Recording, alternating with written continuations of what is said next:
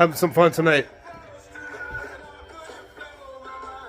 Making chimney pots with one of my masons. He taught me how to do a lot of stuff out here. This chimney pot, see? Pouring chimney pots.